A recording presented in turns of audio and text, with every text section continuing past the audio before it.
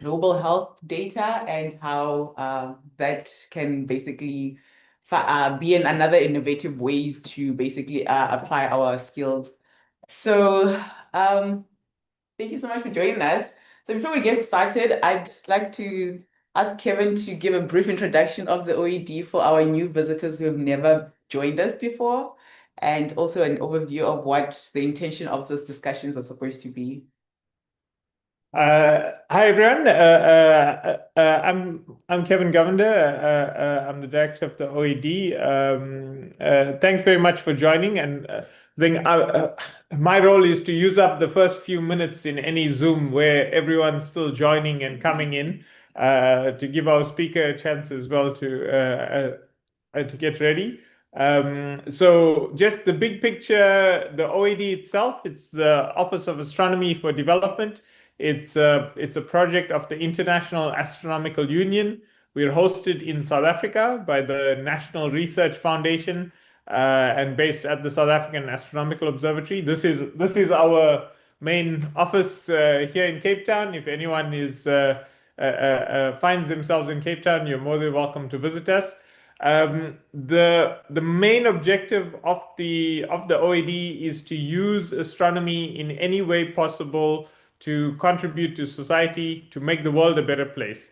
And so we try to stimulate as much conversation within the astronomy community and in general around using any aspect of astronomy, whether it's the skills from astronomy, whether it's the inspiring potential of astronomy, whether it's the economic impact that we can have through astronomy tourism. This office is here to try to stimulate these conversations. And these mashups are part of that. We're very happy to have our speaker today who knows Cape Town well and is going to give us an interesting view of how astronomy skills can be applied outside of astronomy. But these mashups are meant to be interactive sessions where we can stimulate conversations, stimulate potential ideas on how different aspects of astronomy can apply to society.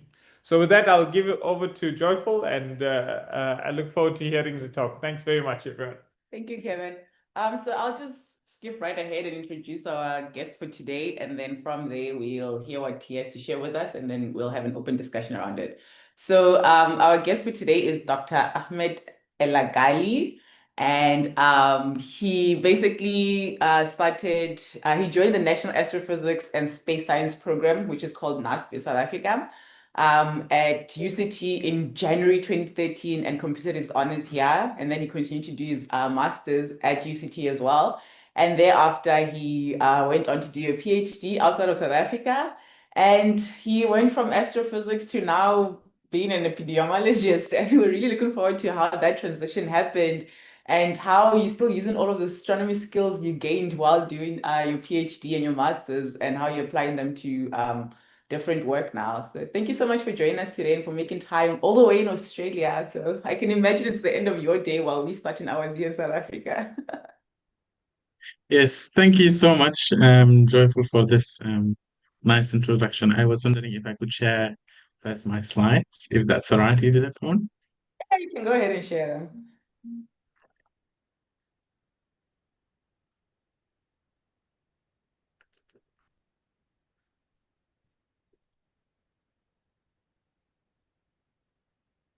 Okay, looks good. All right, perfect. So, 1 minute.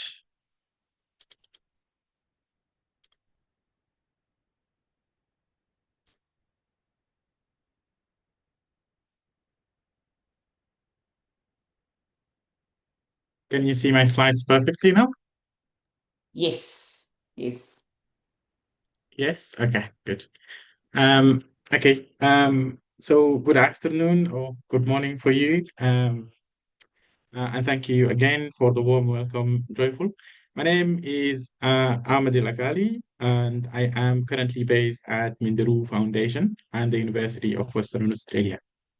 So today I'm going to share a bit about my journey through science, starting from um, my PhD and postdoctoral research in observational and computational astrophysics, and leading to the present, the pressing challenges of infectious diseases, modeling, and plastic pollution and human health.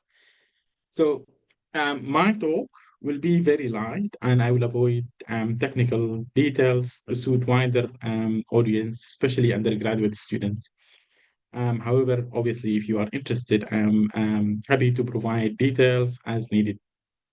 I chose this title for my talk, From Interacting Galaxies to Environmental Health, a physicist big data driven journey. Because I will, my talk will be a scientific, a story of a scientific evolution and interdisciplinary thinking, and how physics training remained, or astrophysics, physics, astronomy, and remained critical even when researching public health challenges. This will hopefully give the undergraduates and also the graduate students attending today an example and a proof that their physics training, astronomy training, astrophysics training can position them uniquely in other areas of scientific research and endeavors. All right, so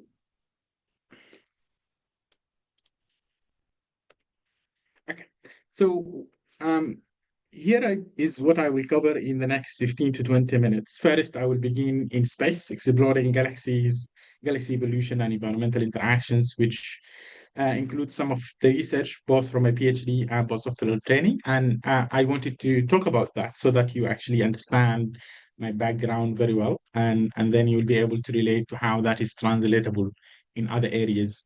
Um, and so that part of the talk is going to be quite light. And then I will go to tell you how I transitioned from astrophysics to using big data in epidemiology, public health, and we will end up with some reflections, or at least my reflections on how and what physics and astronomy and astrophysics can offer in this age of data science and complex data-driven challenges. Um, so galaxies, as you are all aware, they don't evolve in isolation. Their shapes, gas, content, and star formation histories are all influenced by their environment. We know that galaxies in dense environments are more likely to undergo gravitational interactions with each other, and that cluster potentials.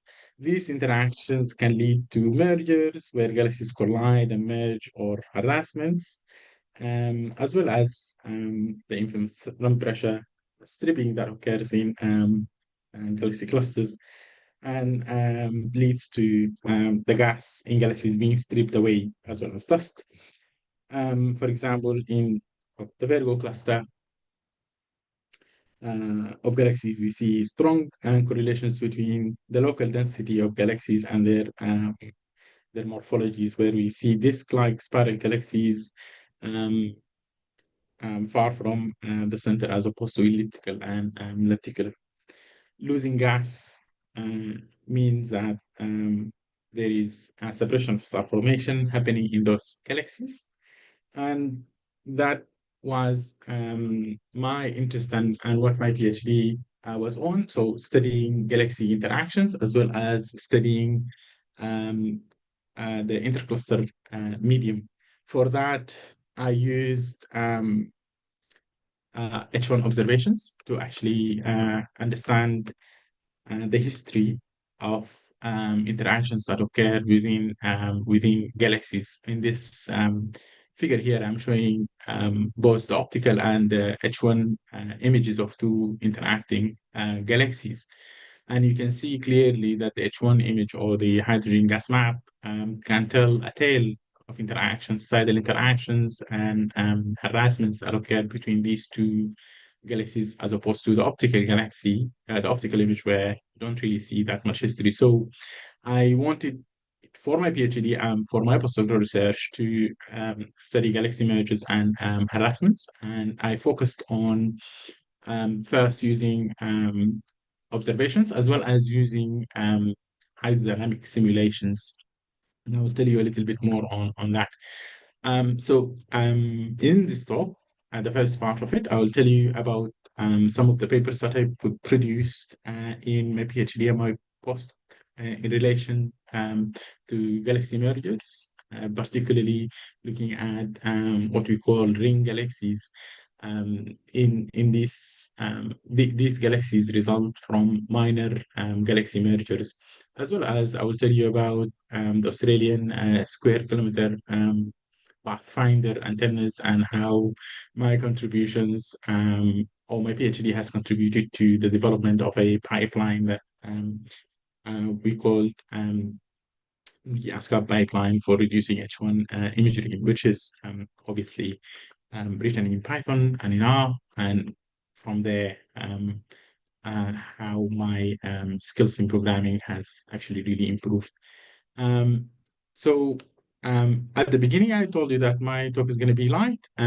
However, now this is the time if you want to really follow up and see where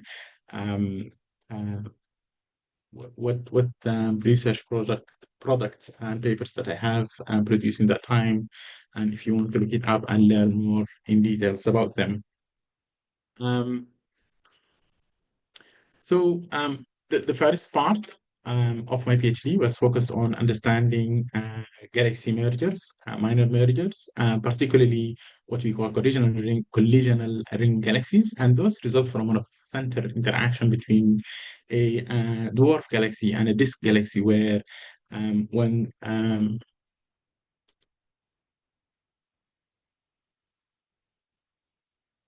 sorry, I think there is some people who can't really see the presentation and I'm getting text from them. Are you able to see my slides fine and hear me fine?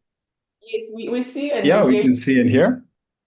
Oh, okay, Yeah, okay. me too. Just because I saw a lot of chats. Yeah, we Yeah, so solving that issue.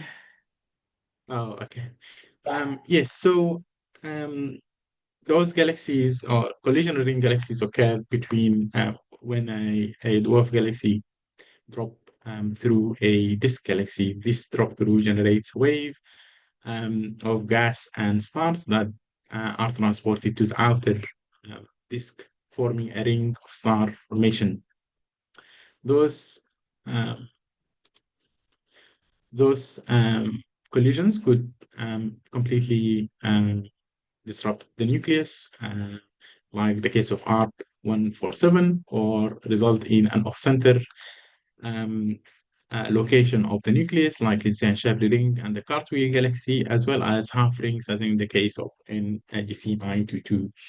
And I focused on studying NGC 922 galaxy. I looked at the H1 content of this galaxy, as well as other local ring galaxies in the nearby universe, comparing them with other galaxies to look at their H1 content as well as their H2 content.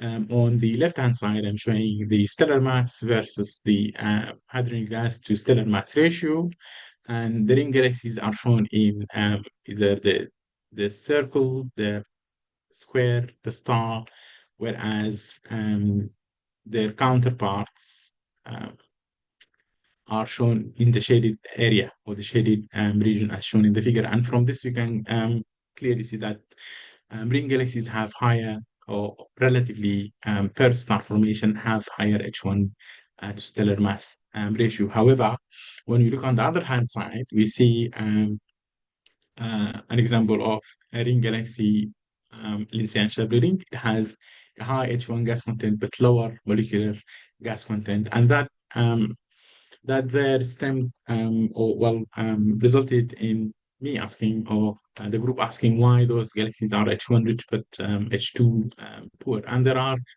several hypotheses in the literature, photo dissociation, as well as many other theories. But unfortunately, because we only have a few snapshots of those galaxies, we can't really answer that from observational astrophysics or observational astronomy, and we had to resort to hydrodynamic simulations of galaxies.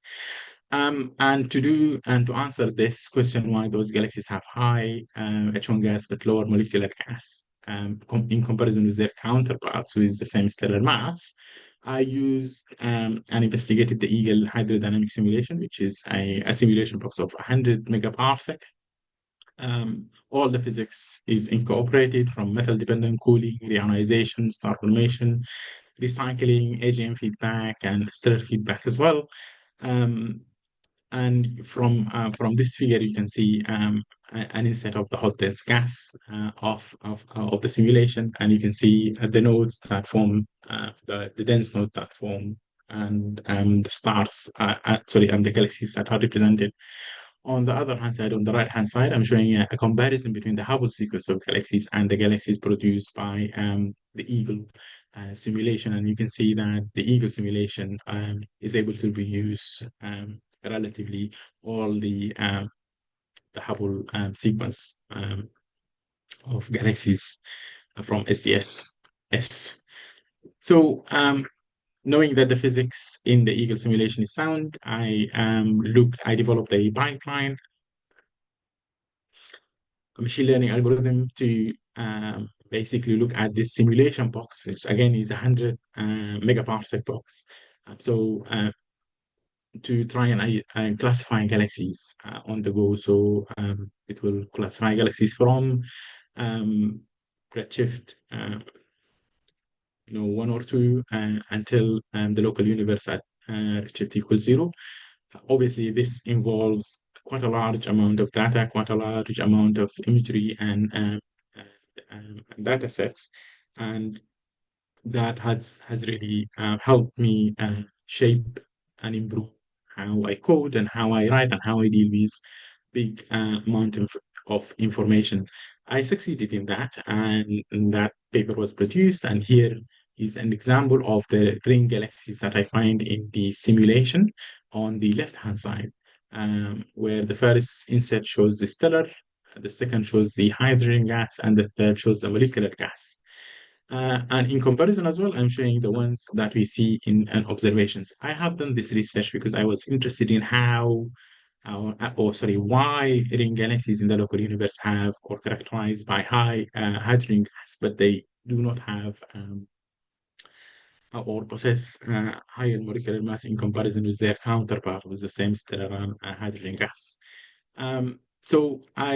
To investigate that, once I found those galaxies in the Eagle simulations, I looked at, so this is a bit of a complex figure, even though it's a histogram, but bear with me as I explain it. So I looked at ring galaxies and their progenitors and normal galaxies at that redshift with the same stellar mass and the same properties and their progenitors as well. Ring galaxies ring galaxies at redshift 0.5 and their progenitors at 0.7 are represented by the red histogram and the black histogram, whereas the star-forming galaxies at redshift 0.5 and their star-forming progenitors at 0.7 are by the other colors. And from this figure, the x-axis shows the pressure, or gas phase pressure distribution in these galaxies, and we can clearly see that ring galaxies have a lower gas phase pressure in comparison with their counterparts, same or their progenitors at redshift 0.7 when the collision hasn't really started and the ring hasn't really formed. As opposed to, as well, their counterparts are forming galaxies at redshift 0.5 and their progenitors at redshift 0.7.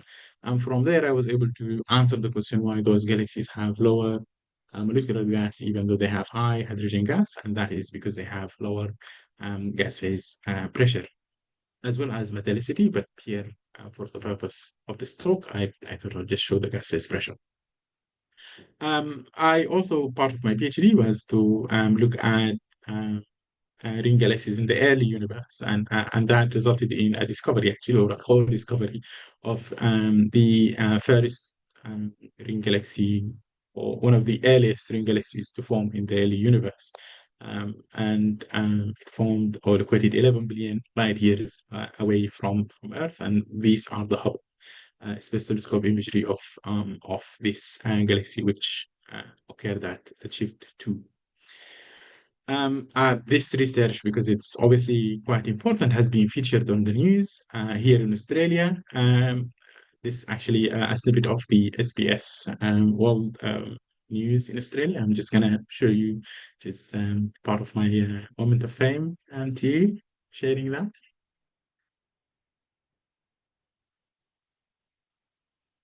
It doesn't have sound. Maybe you can share us the link on the chat. Pardon? It doesn't have sound. The video doesn't have sound. Okay. I okay. I think How does that sound? No sound. and I think you should be sharing audio and Yeah. share it on. Maybe you can share the Okay. speaker. Oh, definitely. I can. Yeah, okay, that sounds good. So that really was part of my PhD. The second part of my PhD was also to look and work with the ASCAP science, and you probably all aware of ASCAP and what it is. I basically contributed to developing the pipeline that helped reduce the H1, the Willoughby survey observations. So basically, getting the 21 centimeter line images and using the Willoughby survey, well, ASCAP, sorry, I looked at the Dorados group of galaxies, which is a loose group within the local universe, to try and understand galaxy interactions as well in this group. So I've done that, and these are the optical images, and the overlay contours are the hydrogen gas imagery. And from this, you can see clearly that there is some sort of disturbances in this galaxy group.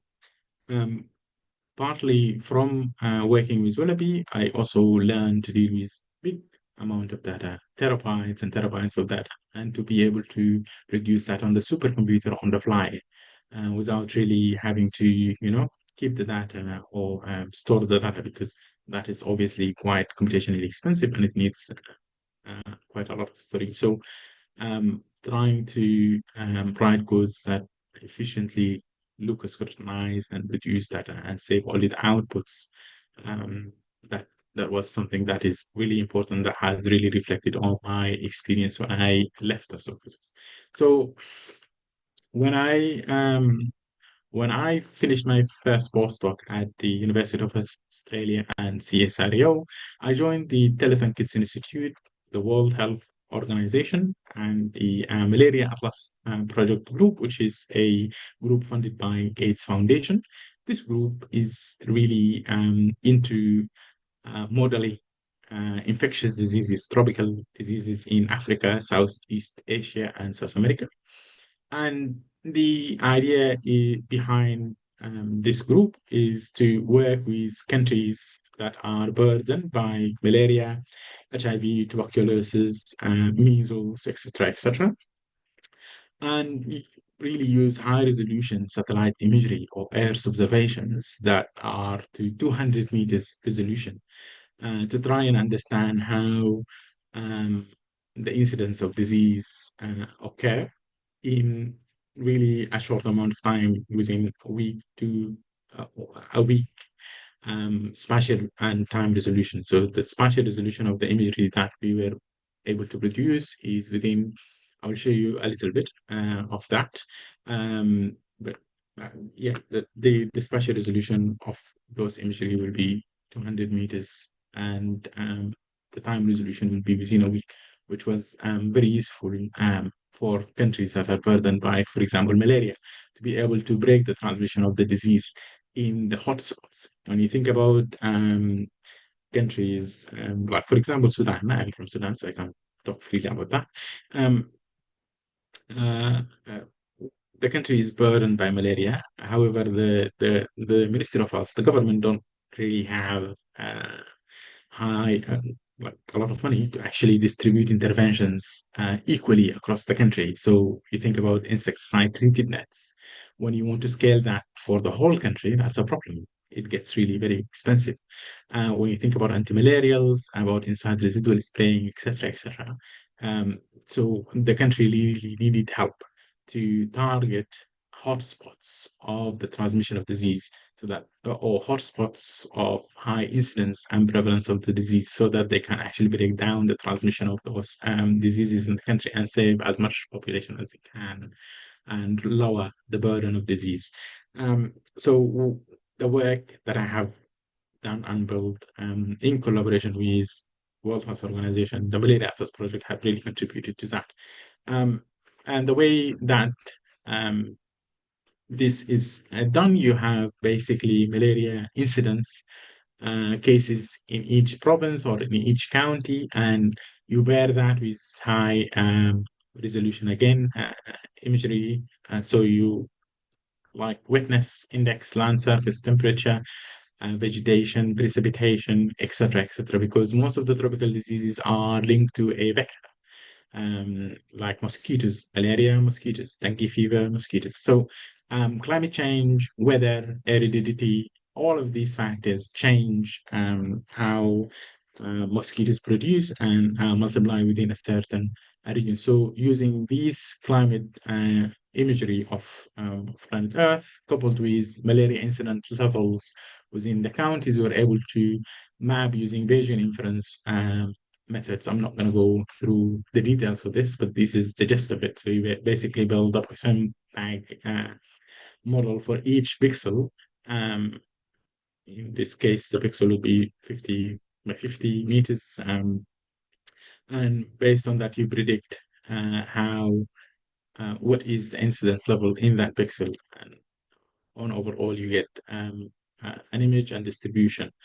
An example of that would be when we want to model malaria, we'll have, again, the number of cases from the WHO and from in-country within each health center, locality, and we will couple that with spatial coordinates, as well as remote sensing data like accessibility to healthcare, distance to water, and so on and so forth, as well as the climate observations that I told you about, the precipitation, the aridity, temperature, to produce things. This is an example of that, to produce things like this here. So here I'm showing Sudan. Again, we have the health data. So from each health center, you couple that with libraries of static and dynamic covariates, basically high resolution Earth observations, and you input that through a Bayesian framework.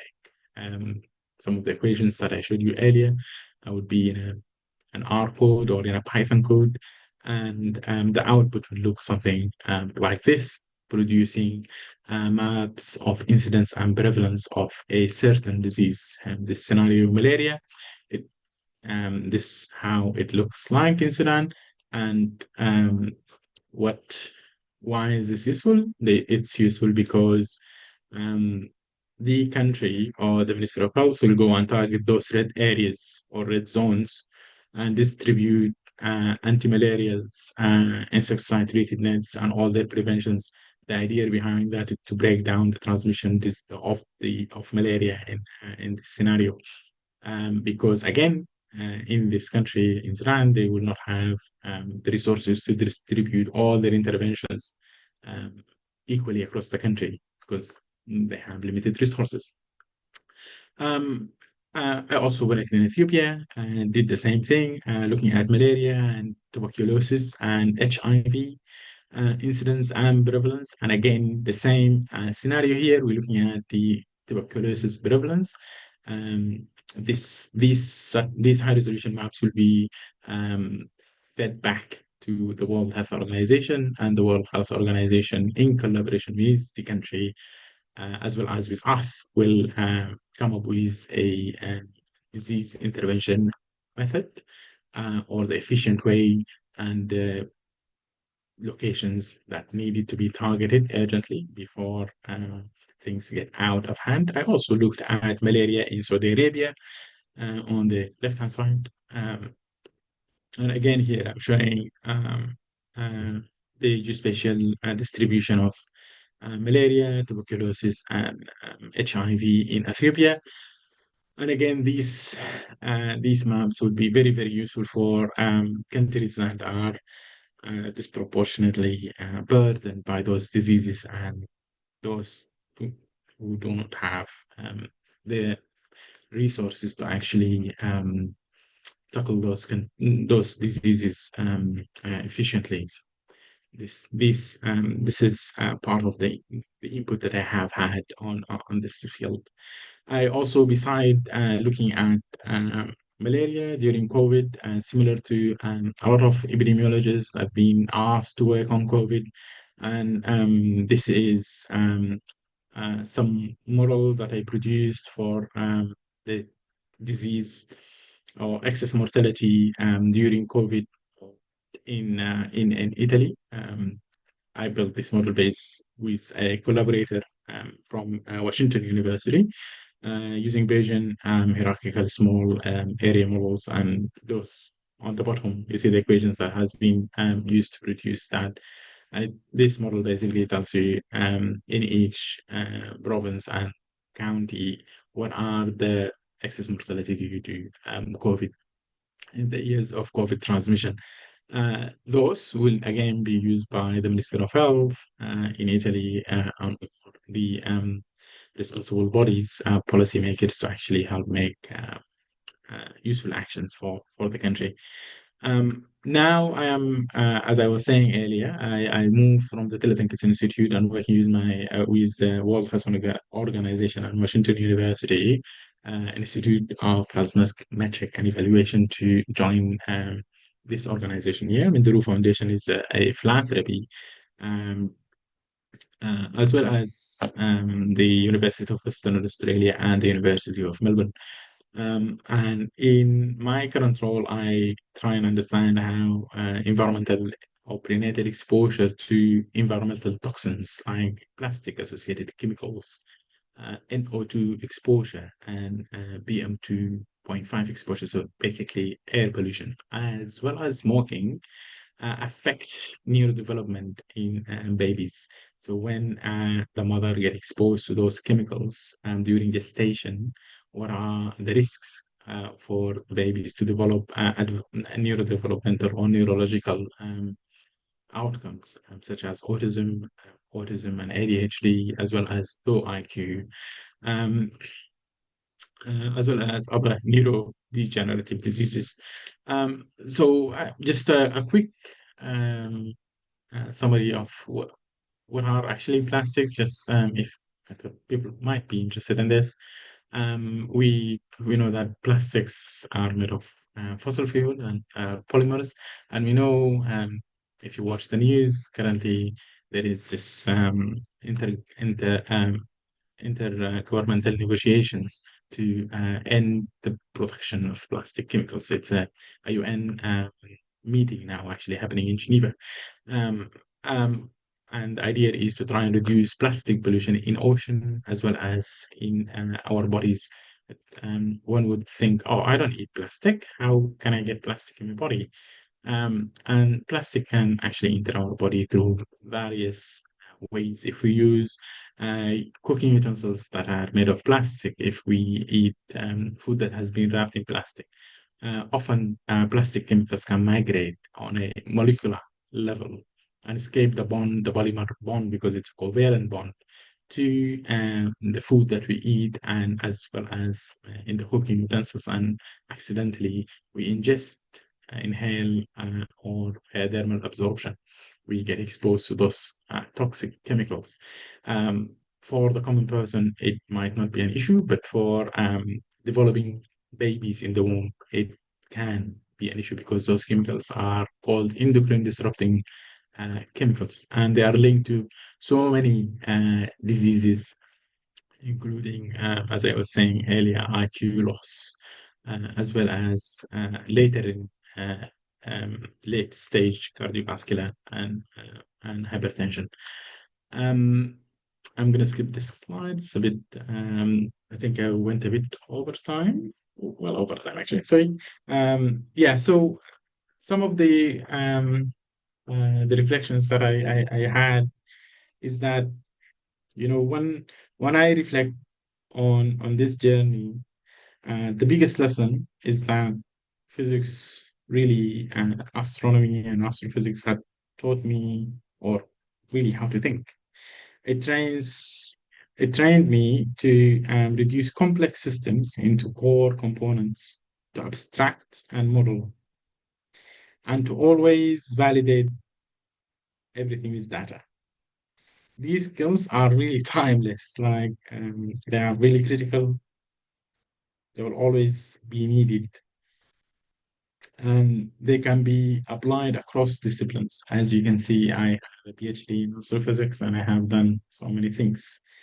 And that really goes back to critical thinking, abstracting, and modeling, always validating things with data. And in astrophysics and astronomy, we always use data to validate our hypotheses and our theories.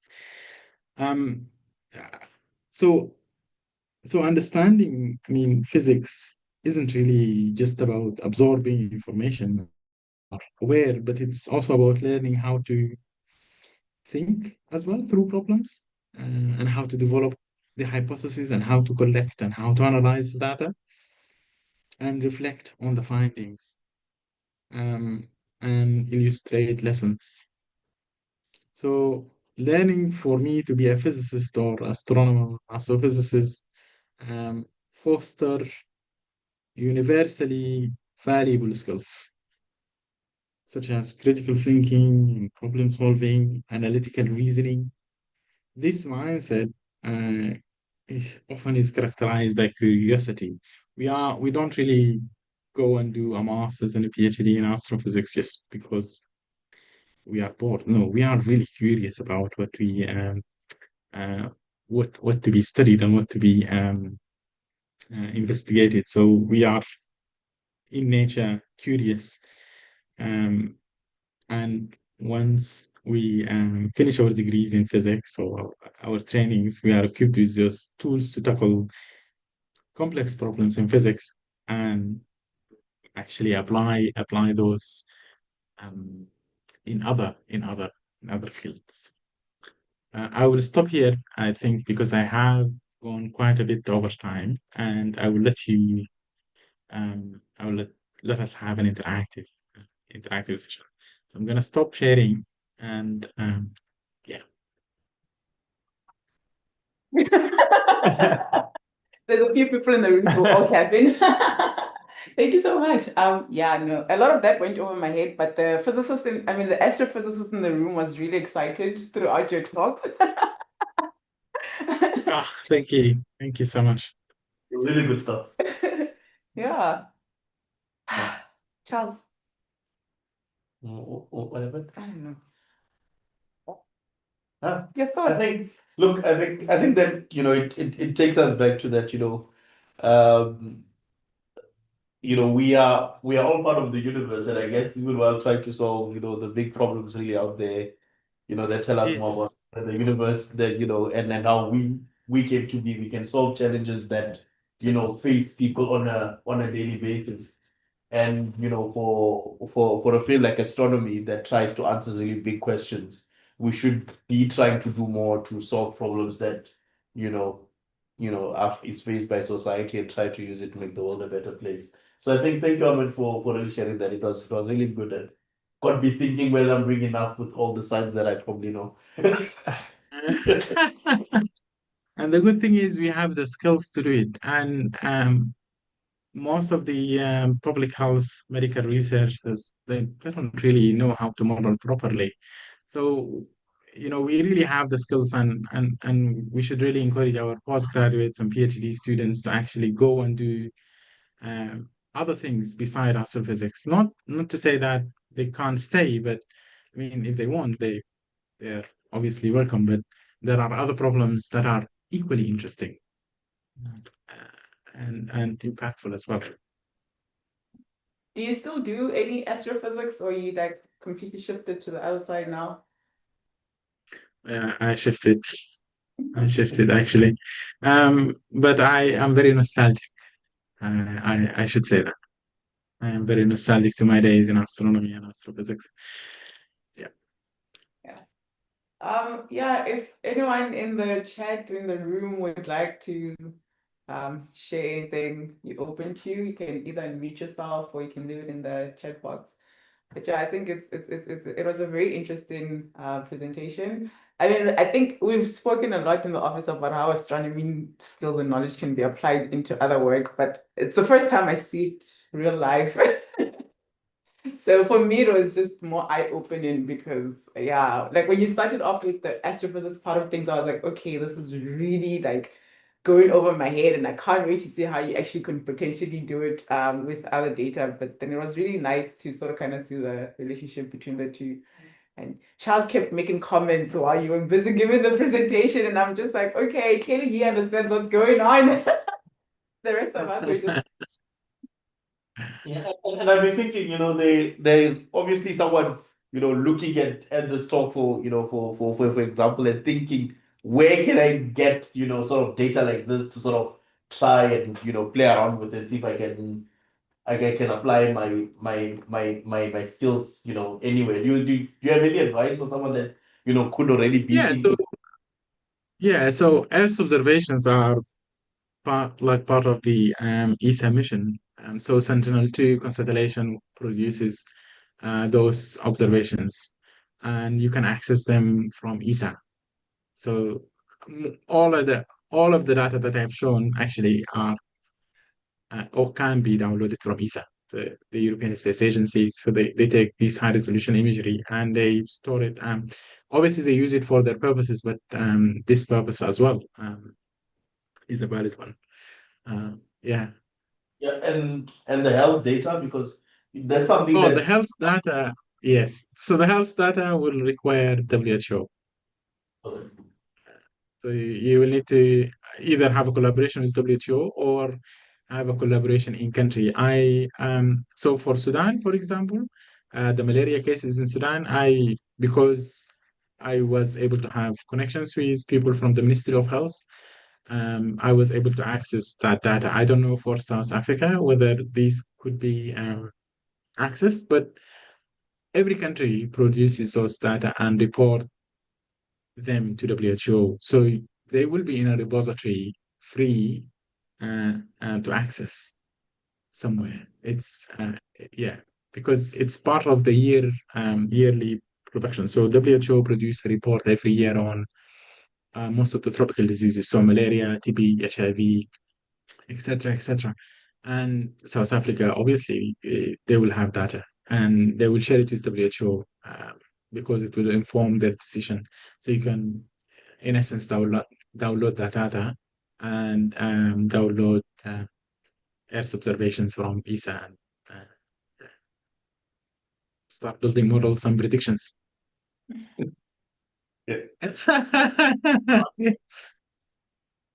Sorry, I don't think I can hear you. If there's no other hands or anything, I've got a question for you. So relating to this, so if you could design a program to sort of, I don't know, scale up what you've managed to do with your skills, is there a way that we can sort of tap into astronomers in general to solve problems in epidemiology or any other field in general. So maybe just think about that. I think maybe let's take that question first from someone. So the question is, may I ask how we can effectively convince recruiters or employers that as astrophysicists, we can apply our research and analytical skills to roles in industry. Some of them may perceive us as being focused mainly on theoretical and fundamental research within academia. I think this is one of the things that we're always talking about, saying that they don't actually recognize the skills that we have. And we're told that we have lots of skills, but there's a very big gap between industry and academia in terms of how the skills can be applied beyond just academic research. So since you have the experience of having bridged to the other side, how can one then convince recruiters and employers that our skills can be used outside of Yeah, research? I think with well, there is two stages to this. If you apply for a job, the first thing you do, you will send your CV, and they will mainly judge you based on your CV without really having a conversation with you. So in your CV, the best way is to try and always find the translation of what you are doing uh, in terms of skills. So if you say you, for example, a computational astrophysicist, yes, you build simulations of galaxies using gadget and using X and Y and Z. But how is that actually translated to a skill or a field? That would be you are a strong coder, you build pipelines, and you deal with large amount of data. Always, when you talk about data, don't just say large amount of data, specify. So, because some people work on gigabytes and they think that this is large. It's so you deal with terabytes of data because if you're working in radio astrophysics and if you are in simulations, the same thing. So always try and tease out the skill that you have built in astrophysics or astronomy and see its translation. So being a good coder means that you can build dashboards for economy. Actually, one of my first jobs after astrophysics, uh, which it was only 3 months, but I worked as a researcher in the Treasury Department in Western Australia government. And I was there because I was mainly there because I knew how to code. They had a problem. They had a massive Excel sheet that predict the population growth and the economy of the state until the year 2050. And because it's built on Excel sheet, it was always giving them problems on their due dates. Basically, what they needed is to build a Python dashboard or a dashboard, and the background of that was Python or R. I knew how to do that, and it took me less than a few months to actually translate all of that into a dashboard that they can actually use. So always think of how your skill is translatable or usable for other people. The second part is the interview part. And again, when you are in an interview, do the same thing. Think about how the skill or the question that you've been asked can be solved with the learnings that you have done and with the skills that you have done. But again, the first stage is the CV. So you have to really have a good mentor to help you to write your CV. So either your supervisor or someone from this team, for example, the speakers that arrive and give talks, always try and reach out and be proactive because uh, we all have been there. I have been there. I wanted to apply for an industry job and I had a postdoc and a PhD in physics, in astronomy and astrophysics. And yeah, so we all have been there. And again, it's your CV, the first gate. So try and write a good CV. Okay. Back Cool. to your Uh, discussion, Kevin. Yeah, so there's a general question to get your advice. Within astronomy, we have a lot of skills. Within various fields of development, there's a lot of challenges, a lot of data challenges, and so on. There'll be people, astronomers, who wish to contribute some time, but not all their time. What would be the best way to connect the skills with the challenges? Yeah, I think that's a hard question because most of well, in the pandemic time, I've seen a lot of my friends who were working in astrophysics in COVID, actually create and work with Department of Health to contribute by either making simulations or creating dashboards to track people who are infected within Western Australia. But to do this in a sustainable way, where astrophysicists or astronomers who are fully based in an astrophysics institute or an institute like the SRAO, who would only contribute, partly, it can be difficult because most of the jobs that are out there, you can't be part of it's a very difficult question. It's hard because there is no infrastructure for it. Yeah. Well, that's But we can build the infrastructure. Yeah. Yeah, kind of that question is advice for the OAD because that's the infrastructure that we can build from the OAD side. What should that infrastructure look like? Because that's something that we could work on. If there's some sort of a bridge that we need to make, we can build that from the OAD side.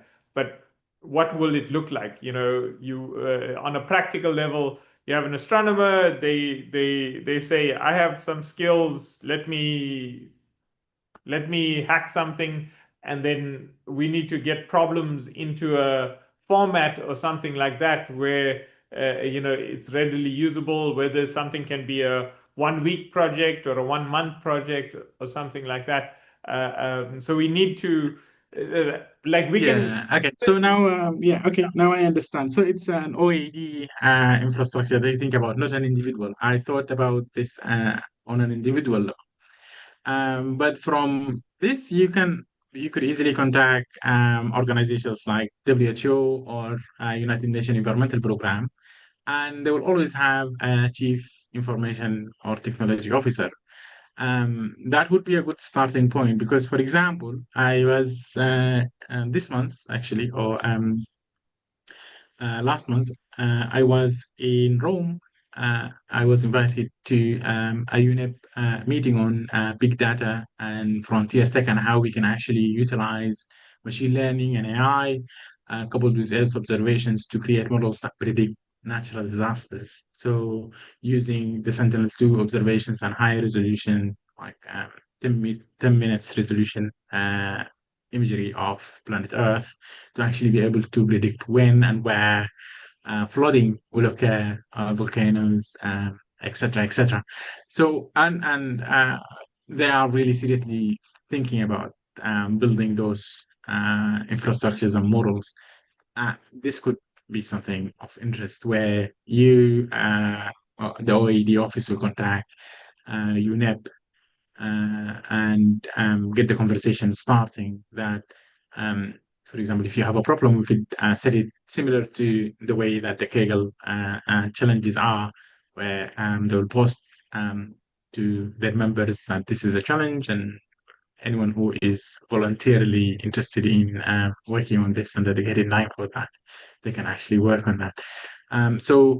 For the OAD to have an official channel, then it's the best way is to contact big organizations like UNEP, World Health Organization, UNICEF, because with these connections to those organizations ensure that your work is actually translated, because you could build fancy models to predict whatever you want to, because you have the skill, malaria, food insecurity, population growth, and natural disasters, but without the facility or the facilitators to actually make use and make decisions based on those models that you've built, then you have really just wasted your time. So targeting the big organizations will enable you to build an infrastructure that is used for policy making.